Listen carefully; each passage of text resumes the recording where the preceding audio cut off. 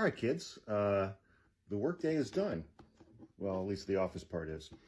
It's 6:30 p.m. West Coast time on February 24th, Monday. Daily Hawk. I'm Hawk. I'm your host. Let's talk about the news. Interesting story out of Florida. Corey Mills, a Republican member of the House in Florida, is being investigated after an alleged assault of a woman in the Orlando area. And it was handled by police in such a way as now that the Internal Affairs Division is investigating how the police handled this situation, which did not result in an arrest. I have seen some unconfirmed reports. Representative Corey Mills is, my age. He's in his 50s. The woman who was involved in this alleged assault is 27 years old and is allegedly his mistress. But police reports indicate, and there are multiple police reports for this incident, which is also atypical. This was last Wednesday. Apparently they got into a heated argument in Representative Mills' luxury apartment, a penthouse apartment. As I said, it did not result in an arrest. Apparently there was an altercation. Some might say a lover's quarrel that resulted in violence, but it's pretty clear that the police gave preferential treatment to Representative Mills, who denies any and all wrongdoing, as does a spokesperson for his office. But the young woman had bruises on her body, and again, did not result in an arrest. First police report, this is from an NBC News affiliate in the Orlando area, said that Representative Mills had been this young woman's significant other for over a year, grabbed her, shoved her, pushed her out the door. The report says that she showed the officer bruises on her arm, which appeared to be fresh. The first report goes on to note that during a phone call between the significant other and the alleged victim, she let officers hear Representative Mills instruct her to lie about the origin of her bruises, and eventually Representative Mills, subject one in the report, made contact with police and admitted that the situation escalated from verbal to physical, but it was severe enough to create bruising. Again, did not result in an arrest. So Representative Corey Mills, who I believe is married, not to the woman involved in this incident, has a bit of a situation on his hands. But, Florida, what are you going to do? Apparently, Donald Trump has endorsed somebody other than the wife of Ron DeSantis for governor for Florida. She's teeing up a gubernatorial run, but Trump has endorsed Representative Byron Donalds. It's the first thing that he has done for any of his elected black supporters. He has endorsed Byron Donalds for governor for California, and Ron DeSantis had some very nasty things to say about Byron Donalds, because Byron Donalds is now going to be running against Ron DeSantis' wife, Casey. Here is another interesting story. This is from Reuters. Rudy Giuliani apparently has fully satisfied the $148 million judgment against him by two Georgia election workers who he defamed repeatedly and on multiple occasions. And the terms of that have not been disclosed, so we don't know if he settled for a lesser amount or the full amount. But clearly, I would be very curious as to where that money came from, because a 3 weeks ago, he said he didn't have enough money to buy groceries. He said that publicly. He didn't have enough money to pay his credit card bills or buy groceries. And so I am very curious about the source of any funds used to satisfy that judgment, but that is not required to be disclosed. So I doubt we will ever learn where that money came from unless somebody leaks it. So House Republicans released the framework of their budget package last week. which includes an $880 billion cut to Medicare, which is the entire budget for, or excuse me, Medicaid, which is the entire budget for Medicaid, even though Donald Trump said Medicaid will not be touched, and then he endorsed their plan. There are other problems with this bill, but multiple Republicans apparently are going to vote against the budget resolution. It also includes about $1.5 trillion in budget cuts, but $4.5 trillion in tax cuts for the wealthiest Americans who are already wealthy. If you make less than 400 grand a year, your taxes are going up, MAGA. Yeah. So if you're seeing this on TikTok, please click the link in the link tree in my bio and go subscribe to my YouTube page. It's free. If you're watching this on YouTube, please also subscribe to my page. It's free. And click like and leave a comment, even if it's a nasty one full of misspellings, because that's how us normies spot you MAGA chuds in the comments. But remember that right now, because Donald Trump took 3 Republicans from the House and nominated them to his cabinet, the balance in the House right now is 217 Republicans to 215 Democrats. So Republicans cannot afford to lose a single vote on any bill, because that would be 216 to 216. And there is no mechanism in the House of Representatives to break a tie. There are special elections coming up to replace those vacant seats, including the 2 in Florida, which reminds me, you should follow my friend Z on TikTok. She works for nationalgroundgame.com, and they are currently registering as many Democrats as they possibly can in Florida's 1st District and 6th District to try to win those 2 seats, which would tie Congress at 217 apiece. Mike Johnson has thus begun his arm twisting. And if there's really one thing that I can't envision Mike Johnson ever doing, it's twisting the arm of another adult male. I mean, not exactly a tough guy, you know. He's not imposing in any way, shape, or form. I can't. The arm twisting is going to come from Trump. But voting, you know, it's like, is there going to be any funding for Ukraine? There are multiple Republican House members who are very passionate in their support for Ukraine, who understand it, and who are completely reasonable on that issue. So we'll see how that develops over the coming weeks. But we're 3 weeks away from a government shutdown on March 14th. It's not looking good. Representative Dan Crenshaw was interviewed by somebody named Steve. Dan Crenshaw is the guy from Texas who wears an eye patch, wounded military.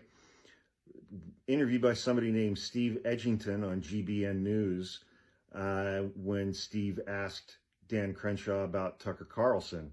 Crenshaw said, "I would kill him if I saw him." Edgington laughed, and Dan Crenshaw said, "No, seriously, I would kill him." So here's hoping the 2 of them bump into each other. Jim Jordan, jockstrap Jim Jordan, the House Judiciary Committee has opened an investigation into the Biden administration. He has subpoenaed the FBI for a trove of new materials related to the Biden administration's activities, including investigations around the January 6th insurrection and communications with big tech companies. The letter he sent to Kash Patel, the new FBI director, yeah, so I'm sure Kash Patel is actually going to open the floodgates of documents to Jim Jordan and James Comer. Donald Trump says his tariffs against Mexico and Canada are on track. I thought we had that resolved. Trump obtained things from Mexico and Canada in exchange for not imposing taxes, claimed victory, and then it turned out that the things that Canada and Mexico had given to Donald Trump to not impose his tariffs were things that he had already promised, or both of those countries had already promised to the Biden administration. So there's that. Federal workers in multiple agencies have been told that they can ignore Elon Musk's email about what are the 5 things that you did last week and CC your director or your supervisor. Musk and his team have said that they're going to use AI to analyze the responses to those emails to determine who to fire. They're going to fire everybody. And Donald Trump, despite the White House backing away from this whole email thing over the weekend, Donald Trump now on Monday today says that he totally supports it.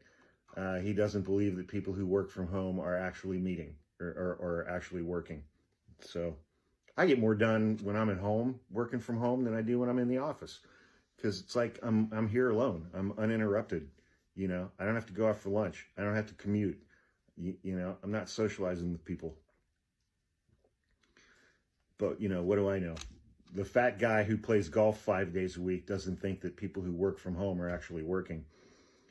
We've all seen the video on TikToks from a couple days ago. I think it was Saturday, in the Kootenai County Republican Central Committee had a town hall, and people who voiced their disagreement with local Republicans were forcibly dragged out by security forces who refused to identify themselves, but who had apparently been hired by the local sheriff, who was on stage mocking the protesters as they were being physically dragged out, zip-tied, and hog-tied. So, Dr. Oz has been nominated and I believe confirmed to lead one of the main federal health agencies. He has made tens of millions of dollars over the years hawking dietary supplements on his show and on social media, often without any mention of his financial interest. He has been paid by medical device firms and health-related ventures, and his money was invested in a dizzying array of businesses. Many of those companies will now be affected by any decisions he would make in the government post that he's been nominated to lead. So I'm sure that he will clear up any financial conflicts of interests ASAP. Yeah, I'm sure he's going to do that. Hey, he's probably working on bird flu vitamins right now. Why Donald Trump wants to own the Pentagon. So he owns the DOJ because he only had to put 4 people in there. He put Pam Bondi, Emil Bove, and Todd Blanche. Those last two were his criminal defense attorneys in Manhattan. They're running the DOJ, and now he's put Kash Patel and little Danny Boing Boing, Dan Bongino, in to run the FBI. So he owns and controls the DOJ and the FBI now. The military is going to be a lot more difficult for him to do that because it's the military. But he wants a loyal military. That's why he fired the commander of the Joint Chiefs of Staff, who was a black man, and the woman on the Joint Chiefs who was in charge of the Navy. Everybody who was left behind, unfired, are white men.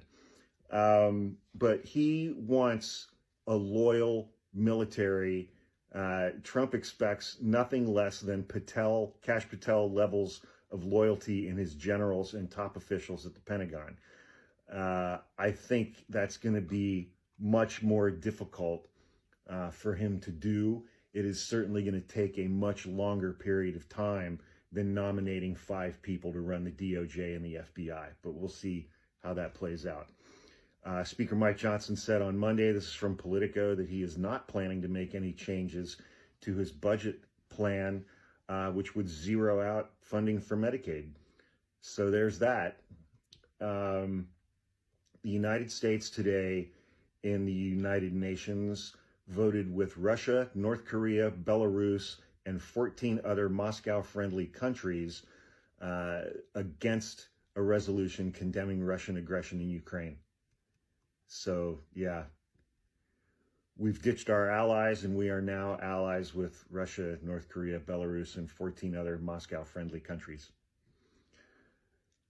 Oh, man. Okay, one of my favorite writers at The Atlantic, a guy named Adam Serwer. He's the guy who wrote that column that I always talk about called The Cruelty is the Point.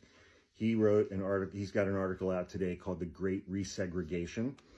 And it lays out the goals of Trump, his supporters, and elected Republicans right now to restore an America past where racial and ethnic minorities were the occasional token presence in an otherwise white-dominated landscape. And he goes on to talk about, and I agree with this assessment, the entire goal of everything that they're doing right now, at least in large part, is to completely undo the civil rights era and all of the accomplishments of the civil rights era, and basically restore explicit Jim Crow segregation. It would shatter the illusion that people's own achievements are based in a colorblind meritocracy. They want an arrangement that perpetuates racial inequality indefinitely while retaining some plausible deniability and gender inequality and LGBTQ inequality. A rigged system that maintains a mirage of equal opportunity while maintaining an unofficial hierarchy, a nation dominated in all positions of power by straight, white, Christian, Republican men.